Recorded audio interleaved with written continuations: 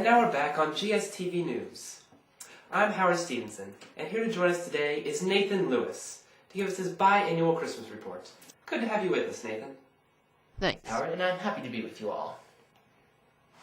So Nathan, I understand that you're taking a different approach to Christmas this year. Would you mind explaining this to us? Well, Howard, some people like all kinds of chocolate. I personally like Lindt chocolate, and so according to their ad campaign, I dream in chocolate, but I also dream of other things. I dream of a green Christmas. Now it's to our understanding that you have some tips for us on how to make this Christmas green. Is this correct? Would you be willing to share these? Tip number 1. Buy an artificial Christmas tree. These trees are not only cheaper, but good for the environment. Nathan, just how is that? Well, Howard, these trees are artificially produced by children in Asia in sweatshops. If these children did not have these jobs, they would be unnecessarily expending carbon dioxide gases into the environment, which we all know is bad. That's an interesting point, but I have Ramira Johnston on the phone in Lebanon, our senior environmental correspondent. Let's hear what she has to say on this subject. Ramira, are you there? Yes, Howard. I'm afraid I have to disagree with Nathan's point here. Artificial Christmas trees are bad for the environment, not good. I disagree. Nathan, the cost of production for one artificial Christmas tree is marginally 5 times more costly than the cost of planting 10 Roosley spurs. But, Romira, those are all just numbers. Think about who we're talking about here. Poor Asian children with no money and poor income and poor education. Nathan, I think you're confusing Asians with Haitians. Asian children have an 85% chance of growing up to have an income of over $30,000. Romira, they don't have dollars in Haiti.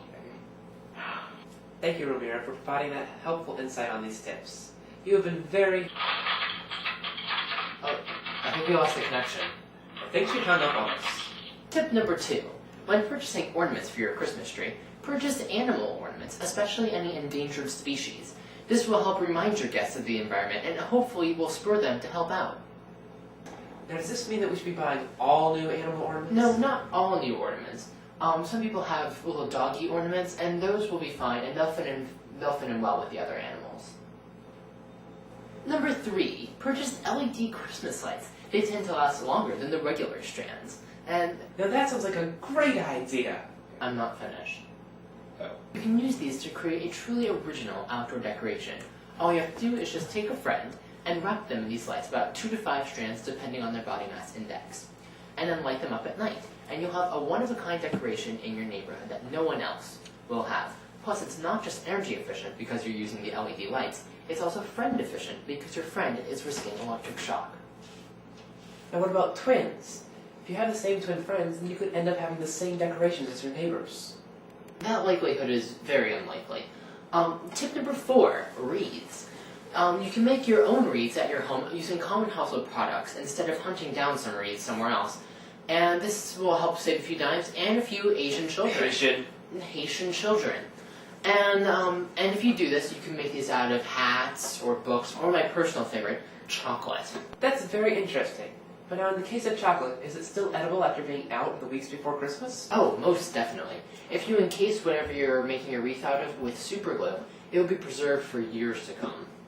But wouldn't that make it hard to eat the chocolate? Tip number 5, wrapping the presents. Instead of using traditional ordinary wrapping paper, use newspaper instead. Oh, newspaper.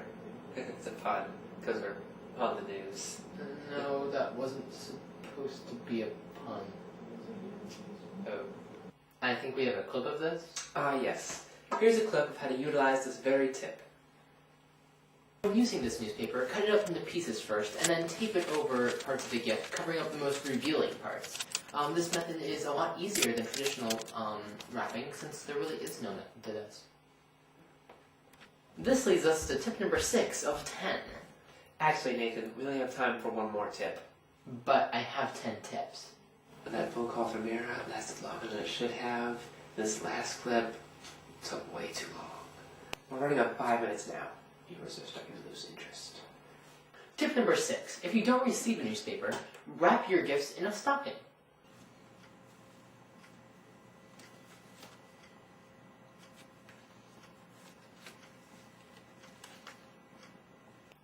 or a Christmas stocking.